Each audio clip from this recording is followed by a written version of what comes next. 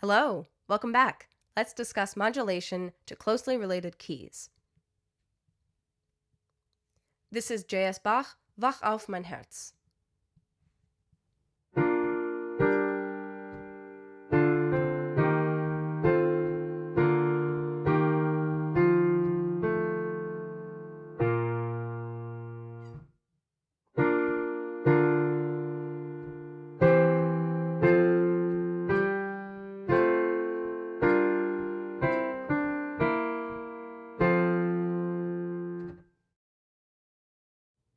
Let's talk about this chord right here.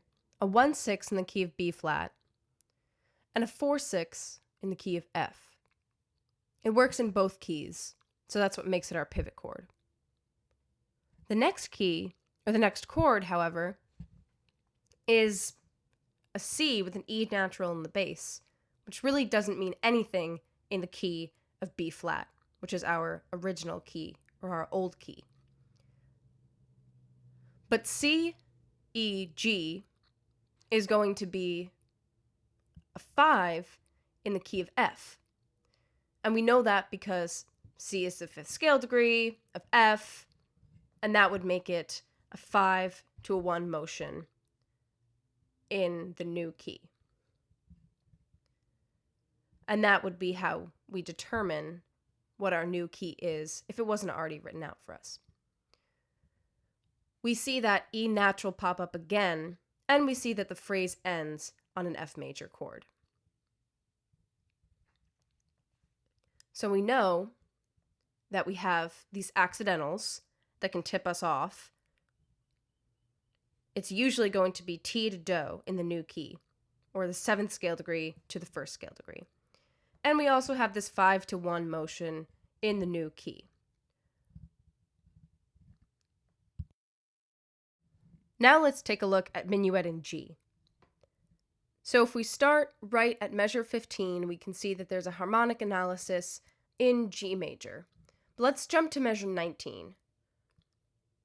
That's the last common chord that we see, is that minor 2, or minor 6 in our old key, and minor 2 in our new key. And again, we see those accidentals popping up. And if we think that it might be T to Do in the new key, C sharp would mean that we're going to the key of D, possibly. Now that chord, minor 6 or minor 2, is an E minor. This minor 2 can function as a predominant going to our dominant. So our dominant in measure 20 looks to be an A. So that pivot chord works in both keys. It's a common chord. It's the last one that we have, right? So that A major doesn't work in the key of G. It's a major 2, which is weird.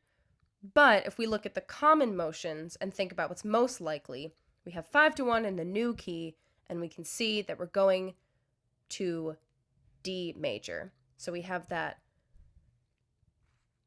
extension of the 5 chord, and we go to 1 pretty much in the last 2 measures.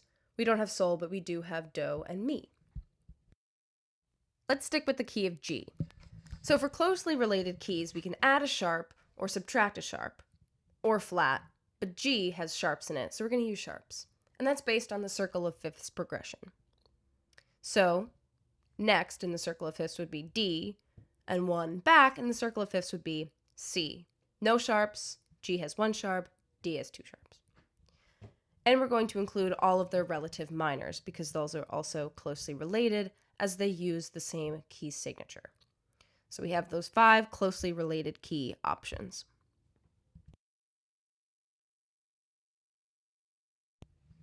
So if G is our 1, is our original key, D is going to be the dominant.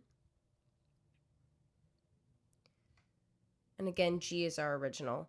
C would be the 4 chord. And then the relative minors would be A minor 2, E minor would be 6, and B minor would be a minor 4, which doesn't really. Alrighty, let's wrap up. So in conclusion, we have pivot chords, which are typically going to work in both keys, the old key and the new key. And the pivot chord will act as a predominant to the dominant in the new key.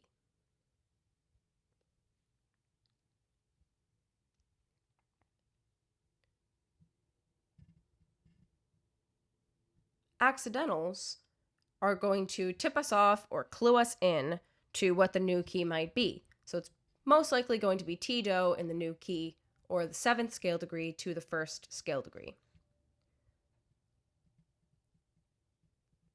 There will be a 5-to-1 motion in the new key. And as we saw in the Bach piece with the dominant extension, so the extension of the 5 chord, there's likely going to be more than one 5-to-1 motion in the new key to really emphasize the new key. And that's what makes the difference between tonicization and modulation.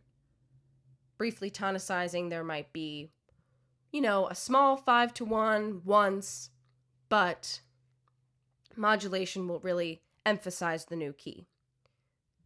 Neither of these usually show a key signature in the new key. Thank you so much for watching. Please subscribe to my channel for more, and good luck with all of your musical endeavors.